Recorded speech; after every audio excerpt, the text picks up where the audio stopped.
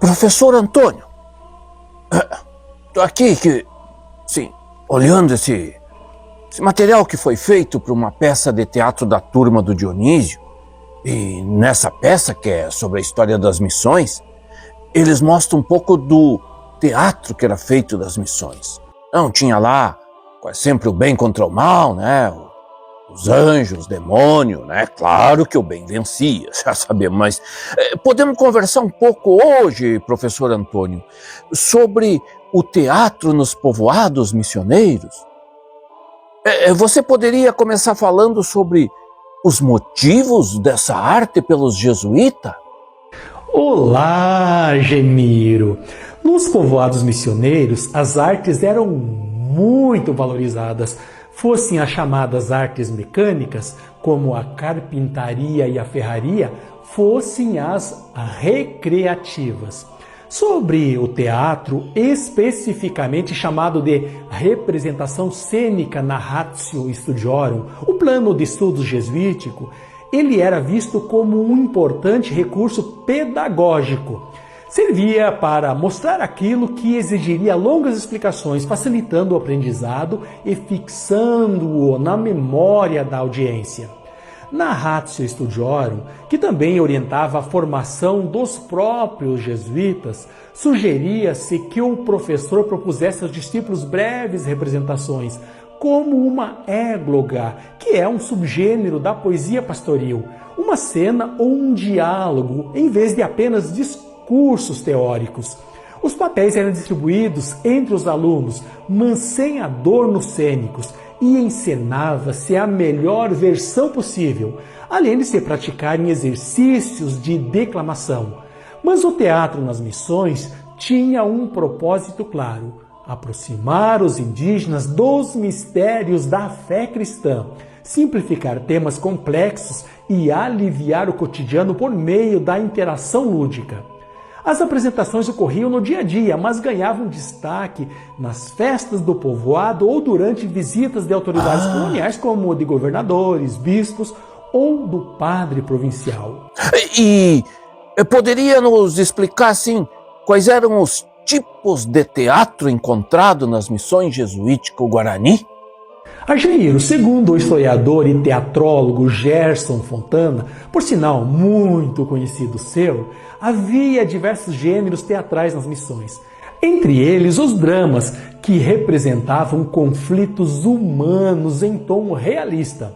Os melodramas, que combinavam conflitos morais marcantes com música para intensificar as emoções.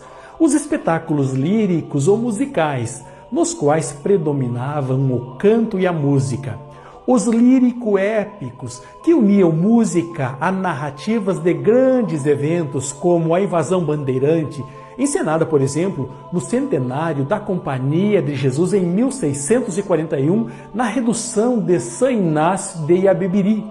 Os autos, que eram peças com narrativas bíblicas ou alegóricas, onde o bem sempre triunfava sobre o mal e o Deus cristão sobre o demônio.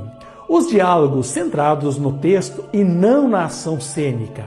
As pantominas ou teatro mudo, com ou sem música, abordando temas sérios ou cômicos.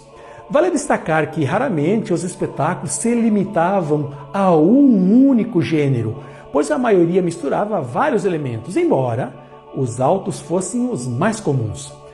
Quanto aos locais de apresentações, podiam ser em igrejas, adros, escolas, praças, florestas, ruas, estradas e até sobre leitos de rios. Tá, agora eu fico pensando, quem era, quem criava e encenava essas peças? Argemiro, os missionários pretendiam ter total controle sobre as mensagens transmitidas aos indígenas. Então, a concepção teatral era a responsabilidade deles, em colaboração com professores indígenas. Já os atores eram os próprios indígenas, dançarinos, músicos, auxiliares dos padres, cavaleiros em cenas de guerra e outros que haviam passado pela escola do povoado. Mas interessante, sabe? E assim, ó, poderia nos citar então alguns exemplos de tipo de espetáculos encenados nas missões?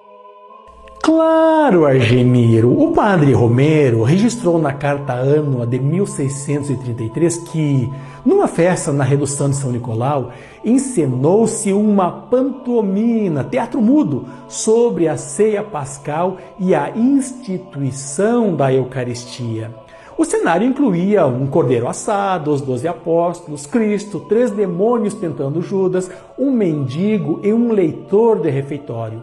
Após a encenação, houve cantos e danças artísticas em cada altar, encerrando com um colóquio feito pelos devotos de São Francisco Xavier. Outro registro da Carta Annua de 1720 descreve uma apresentação dos Guarani no Colégio de Buenos Aires. Abre aspas.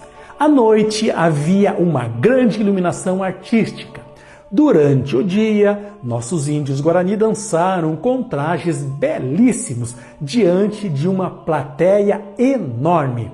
Representaram em castelhano um drama que entreteve o público por 2 horas, com tanta habilidade na declamação e interpretação que pareciam atores europeus profissionais. Sua pronúncia era tão pura que todos reconheceram seu domínio do idioma. Até os mais cultos ficaram maravilhados e pediram 3 récitas da peça, que foram ovacionadas cada vez. Fecha aspas. Agora, as festas acontecidas na província jesuítica do Paraguai como um todo para comemorar o centenário da Companhia de Jesus foram artisticamente muito bem produzidas, com grandes espetáculos teatrais. Por exemplo, no Colégio de Córdoba houve espetáculos pirotécnicos, incluindo na encenação uma hidra de 7 cabeças e um gigante representando a heresia, derrotado por um foguete lançado por Santo Inácio.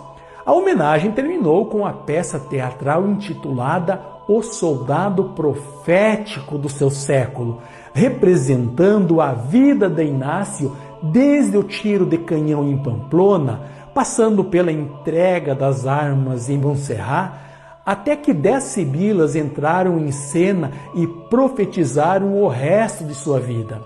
Em Buenos Aires, naquele momento destacou-se um alto sacramental em ação de graças com máscaras de soldados. No colégio aconteceram também apresentações de carros triunfais, um em forma de navio e outro de castelo, além de escaramuças de cavalos e apresentações de indígenas e africanos escravizados. Na Redução de São Francisco Xavier, os indígenas de Boré encenaram a vitória contra os bandeirantes portugueses, destacando a junta que os caciques fizeram entre si para enfrentar os lusitanos e a fuga desesperada dos invasores. Já em Itapua, quando os padres das outras reduções chegaram, eles foram recepcionados no rio, e no caminho até o povoado saíam-lhes ao encontro, usando pernas de pau, um velho com a barba longa e crescida, de idade de 100 anos, representando o centenário da companhia, com outros 100 meninos pintados ao seu lado. Chegando no povoado, encontraram no curral 100 vacas.